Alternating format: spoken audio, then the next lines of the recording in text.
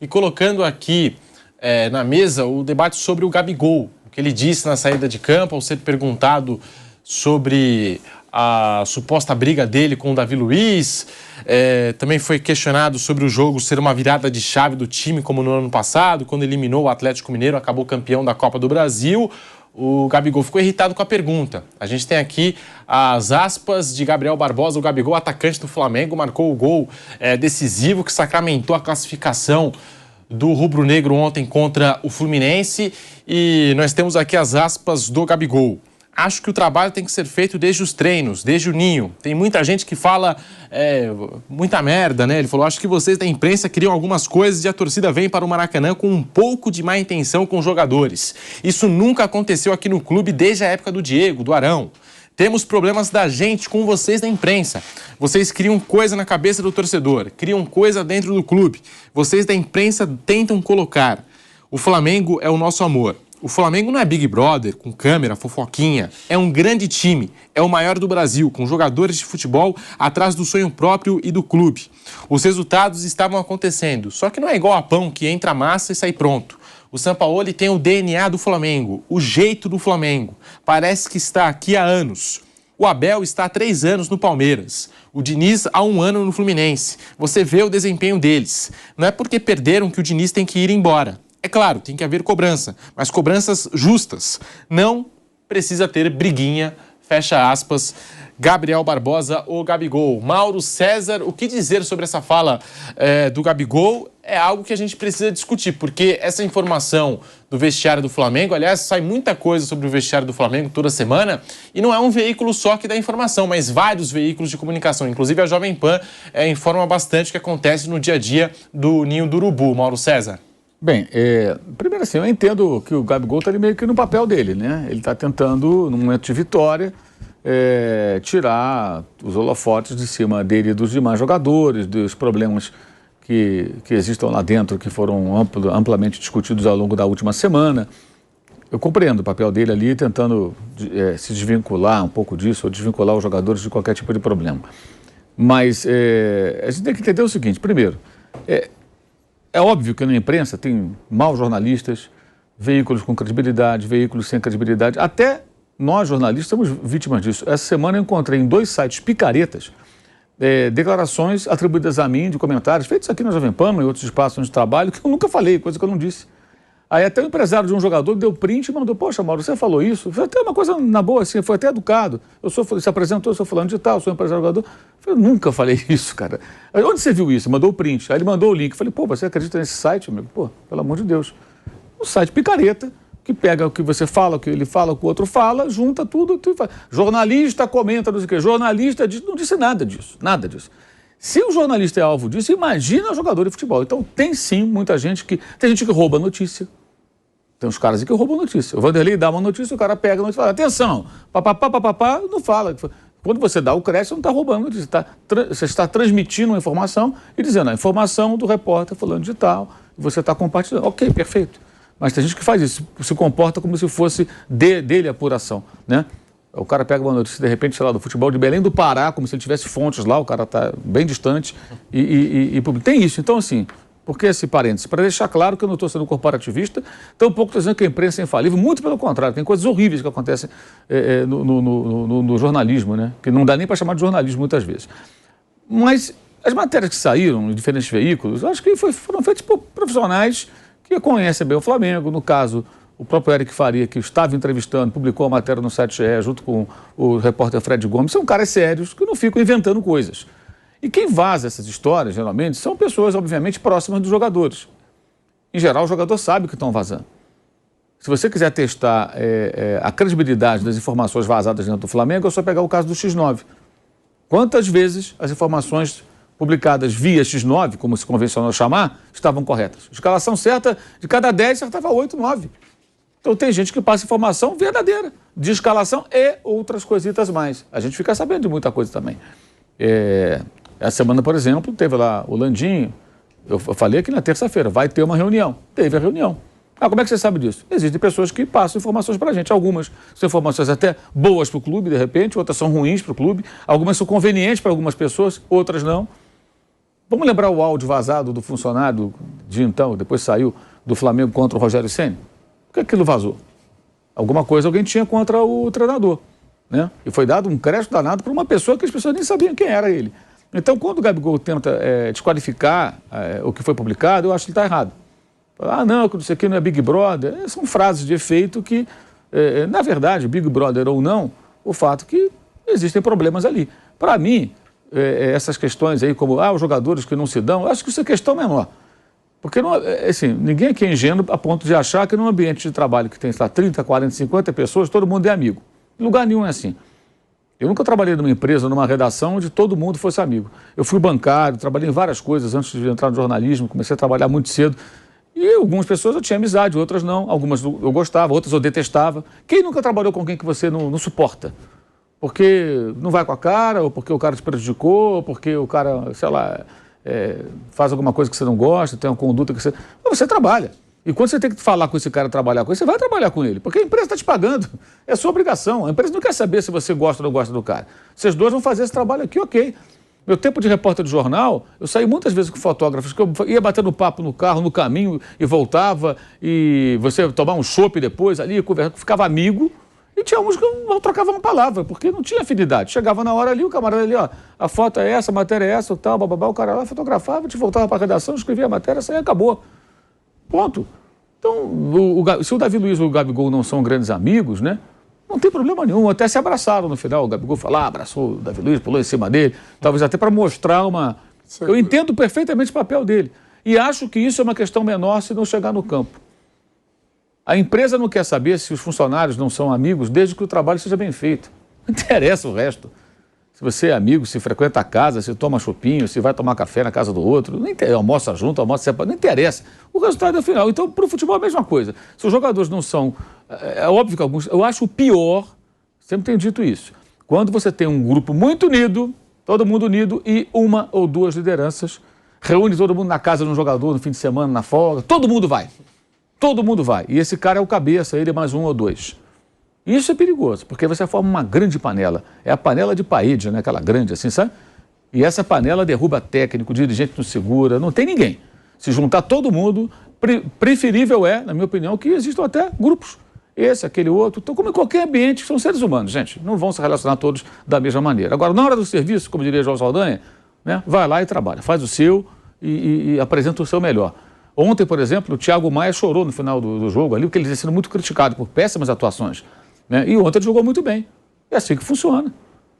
Né? É assim que funciona. É legal, uma reação humana. Estou dizendo, são seres humanos. O cara está jogando mal, está sendo criticado, de vez em quando ele dá meio que a cara tapa, fala, pô, realmente joguei mal. Até com o torcedor na internet ele já chegou a responder, falando, não, estou mal mesmo, vou melhorar, estou treinando.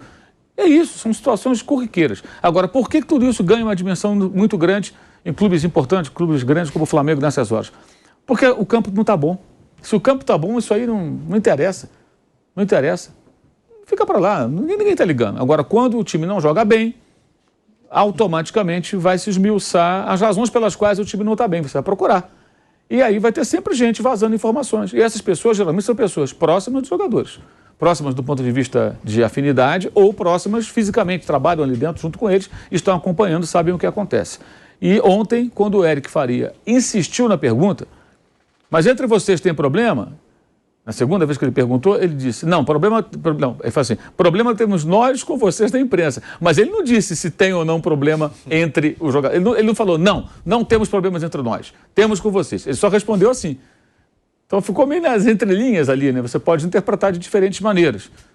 Mas entendo. E assim, e outra coisa que eu acho bizarro, alguns torcedores do Flamengo depois achando que o repórter foi muito bem. O repórter foi muito bem, ele fez a matéria, bancou a matéria, sustenta aquilo que publicou e na hora ali ele fez as perguntas e não perdeu a classe, não perdeu a postura. Perguntou, insistiu, o entrevistado responde e você tira as conclusões. Agora é muito fácil, depois da vitória, você fala, a imprensa inventa, sempre lembrando que eu falei no começo aqui. É claro que existe gente que faz coisas ruins, trabalhos ruins, desonestos até, mas não é o caso específico e acho que talvez a vitória de ontem faça com que eles procurem uma convivência melhor, pelo menos na hora do trabalho, que é treinar e jogar. Depois, se eles vão cada um para sua casa, ou se eles se reúnem em algum lugar, são amigos ou não, isso não interessa, acho que para ninguém. Quando o resultado não vem, Não sei o caso aí, também se existe alguma coisa do Gabigol, com o Davi Luiz, porque, sinceramente, eu não cubro o dia a dia do Flamengo, mas quando o resultado não vem, até um copo d'água vira uma tempestade, né, para justificar o resultado, né, que não tá chegando, ou às vezes o desempenho que não é satisfatório. Vanderlei Nogueira, o que falar dessa declaração do Gabigol? Daqui a pouquinho também a gente vai colocar a fala do Everton Ribeiro. Aí o Everton Ribeiro falou, briga tem. Mas, tipo assim, ele quis dizer... tem algumas notícias que são verdadeiras, ele falou, né? Alguma coisa tem, mas que o grupo, enfim, deixa isso de lado quando entra em campo. Daqui a pouquinho a gente vai colocar também essa fala do Everton Ribeiro. Mas falando especificamente do Gabigol, que Flamengo não é Big Brother, o que você pensa, Vanderlei Nogueira? Bom, eu não sabia que tinha sido o Eric que fez a pergunta, né? Eu só queria lembrar que teve, nesse momento, nesse choque aí, muito daquilo que se fazia recuando um pouquinho no tempo. Aqueles que estão mais, digamos assim, vivendo os nossos dias, sabem que esse tipo de entrevista inexiste no futebol de hoje. Inexiste. A pergunta que o repórter fez e que provocou esse tipo de resposta. Achei demais. Achei muito legal a pergunta do repórter e o direito do jogador responder da maneira que ele respondeu. Muito legal. Saiu daquela doçura, daquela chapa branca, o estilo de pergunta. E a resposta também. Não foi o modismo que nós estamos vivendo nos últimos tempos. Foi muito legal, achei boa resposta, boa pergunta, e evidentemente que deve ter acontecido alguma coisa, deve ter um ambiente um pouco mais, digamos assim, agitado, aquecido, porque não é só um veículo de imprensa, um só profissional que dá notícia. São vários que têm essa sensação ou essa informação.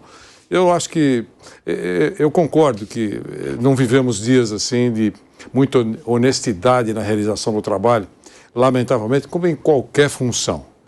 Mas os profissionais envolvidos têm um negócio chamado credibilidade sobre a mesa. É muito importante que eles considerem isso uma coisa muito valiosa, uma grande herança que eles carregam. Então, eu acredito nesses profissionais. Trabalham em empresas importantes, não vão criar em troca de alguma coisa mais, digamos assim, clique, foi citado aqui. Esses citados e aqueles que estão acompanhando o Flamengo. Acompanhando o Flamengo. Eu acho que o fato de acompanhar o Flamengo é um status profissional muito importante. Né? Lá no Nogueirópolis, por exemplo, a gente coloca pessoas inexperientes. Eu vejo lá os repórteres que eles até criam, o presidente vai contratar o Messi. É chute desse cara. Entendeu? Ele quer fazer uma média com o presidente do Nogueirópolis, mas é chute. Mas os outros de grandes clubes, eu não vejo que tenham interesse de criar alguma coisa. Que recebem informações e eles estão levando, depois de alguma checagem, levando. Deve ter acontecido, mas o Flamengo tem que pensar em resolver os seus problemas dentro de campo. Nós temos exemplos importantes, recuando um pouquinho no tempo também, de times que não eram verdadeiros irmãos em campo e eram eficientes. O Vampeta conta episódios todos os dias para nós sobre isso. Os caras se esmurravam e dentro do campo eles ganhavam jogos importantes, dividiam premiações, eram carregados nos ombros, erguiam troféus, então, sem ter necessidade de se beijarem. Agora, se tiver uma amizade legal, bacana, uma convivência simpática, um companheirismo, parceiros, eu acho maravilhoso, porque a gente tem que deixar muito claro, ninguém prega a inimizade, tem que mostrar trabalho, é verdade. Mas é bom também pregar a boa relação. O fato... Eu, por exemplo, imaginei que não suportaria o Piperno. Agora eu amo o Piperno. Que confissão que me deixa feliz. Passava o Piperno. Impressionante. Amor, Ei, Mauro, não é verdade? Quer dizer, a gente muda. O coração fica tocado. Que beleza, mas é isso, que você tivesse daqui a pouco vai sair uma lágrima aqui do meu olho. Eu imaginava o Vanderlei com o coração peludo. Parabéns. Que coisa linda, hein? Sexta-feira. Uma declaração de amor. Legal, acho que a gente podia dar as mãos aqui. Nós. Aí não, aí já vira Bom. O Pilhado não está no programa, mas temos declarações de amor. Mas ele é O amor o vive. tubarão do Caribe. Mesmo sem pilhado na bancada. Com pilhado. É verdade. Como é que é? Convive bem até com pilhado. Por incrível que pareça. Então, É pouco, hein? isso é um esforço de reportagem. Mas ontem, né? Ontem à noite no Canelado, a gente estava até falando sobre isso. E aí eu citei um exemplo do melhor Palmeiras que eu vi, né? De 93, 94. Onde, aliás, os caras quebravam o pau toda hora. E o seu pai contou uma história maravilhosa que o César Sampaio contou aqui. Então não é fofoca nossa. O César Sampaio contou a história aqui. Um dia lá que o Antônio Carlos saco na lua lá com Edmundo, resolveu dar uns petelecos do Edmundo lá no vestiário, né? Aí pega lá o Edmundo e tal, né? E a turma do deixa disso, Antônio Carlos tá batendo Edmundo, corre, alguém chega. Corre, mas também não vamos dar pressa, né? Quer dizer, é normal isso. Então, acho que o Eric, o repórter competente como é, ele fez mais uma vez o trabalho dele de forma como tem que ser feito mesmo. Até a gente falou sobre isso ontem à noite.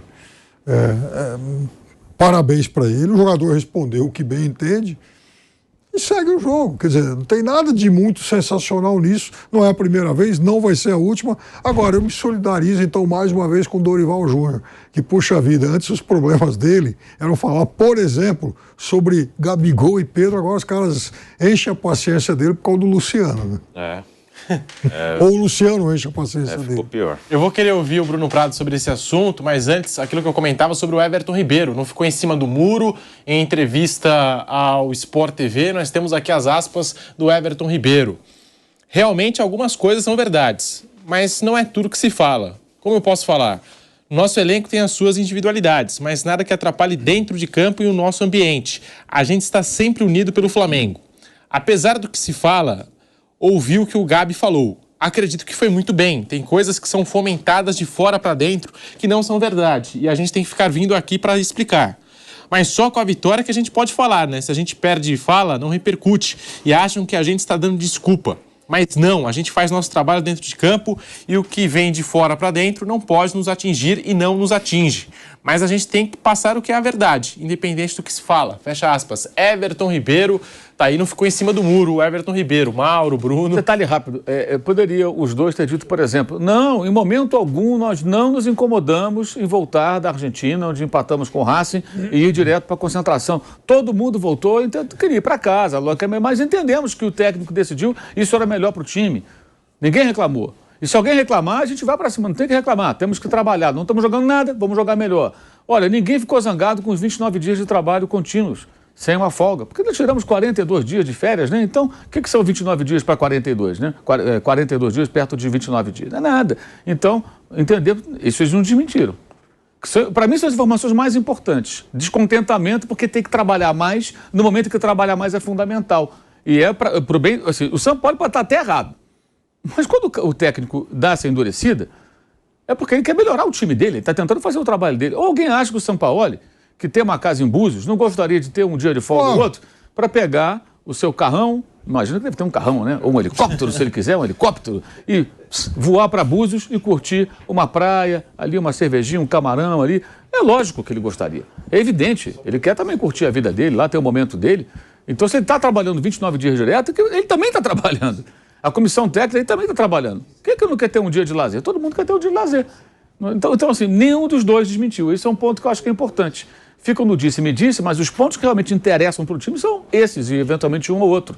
Muito mais do que se fulano é amigo do outro, fala ou não fala. Mas nenhum dos dois tocou nesse ponto. Eu achei isso bem interessante. É verdade. Para você, Bruno Prado, falando sobre a declaração do Gabigol, agora o Everton Ribeiro, que não ficou em cima do muro. E aí, Bruno Prado? Isso, problemas, claro, que existem de relacionamento em qualquer grupo, seja de jogadores de futebol, de qualquer coisa, qualquer grupo que se junta. O Gabigol citou Big Brother. No Big Brother as pessoas brigam. Eles estão na mesma casa lá, eles brigam. Você nunca brigou com o Vanderlei, por exemplo? Tá bom. Não, com o Vanderlei não. Mas qualquer pessoa, qualquer grupo no mesmo ambiente de trabalho ou de família até, de qualquer coisa, tem pessoa, eu gosto mais desse. O seu pai? Não, também não. Mas, apesar de que ele é bem mala, mas tudo bem. Nossa, é que o Bruno tem uma paciência. Sim, tem que ter paciência. O Bruno tem uma paciência, ainda mais que o Flávio tem que ter mais paciência. Não, o senhor tá fofoqueiro. O Vanderlei é fácil conviver, com o Flávio Prado não é tão fácil. Você não consegue, Bruno. Eu consigo manter distância, Sim. mas você não consegue. É verdade, é verdade. É fácil conviver tranquilo. Com o Pilhada, não, mas a gente tem que. Pilhada é gente boa, meu amigo. Mas não é fácil. Mas sobre assim, o grupo, sobre qualquer grupo, tem um cara, me dou melhor com esse, não me dou. Às vezes não é nem que não gosta do outro, às vezes é porque, sei lá, com o outro você pensa parecido, tem conversas mais próximas, tem conversas que aproximam, gostam das mesmas coisas. Então é normal isso. E ano passado, com esse mesmo elenco, o Flamengo foi campeão. Isso não necessariamente vai atrapalhar o desempenho do time. Falam do Gabigol e do Davi Luiz. Ano passado, os dois estavam no mesmo time. Vamos supondo que os dois realmente não se deem tão bem, não sei. Mas ano passado foi campeão com os dois jogando ali. O Davi Luiz estava jogando, o Gabigol jogando, o Flamengo foi campeão. O Vampeta conta aqui que o Rincon com o Marcelinho e Edilson, ele ia pra cima às vezes lá. O Marcelinho e o Luxemburgo, todo mundo sabe que não eram grandes amigos, né? E foram campeões juntos também nesse mesmo Corinthians que o Vampeta participou. Então isso é normal. Aí, com relação à imprensa, né? Aí eu entendo uma coisa, né? Não o Gabigol. O Gabigol, ele defende o dele e ok. Mas até em relação ao público, eu entendo que é um momento hoje muito difícil de diferenciar quem trabalha sério e quem não trabalha. E claro que sempre existiram profissionais bons e ruins. Mas hoje, nesse momento de rede social, está cada vez mais difícil de distinguir. Porque a rede social, ela meio que tira a importância de quem está falando. Assim, qualquer coisa na rede social, ela viraliza muito rápido. Então, você nem sabe mais quem falou, quem não falou, e vira a mesma coisa. Aí quem é bom fica misturado com quem é ruim. Parece que é tudo igual. A rede social, ela mistura bom, ruim, fica tudo a mesma coisa. E os algoritmos até exaltam mais o que é ruim do que o que é bom. Né? Porque às vezes dá mais repercussão, então acaba virando tudo a mesma coisa. Acho que a rede social, ela misturou. Antes você conseguia separar. Não, eu sei que esse cara faz de um jeito, eu sei que esse faz de outro.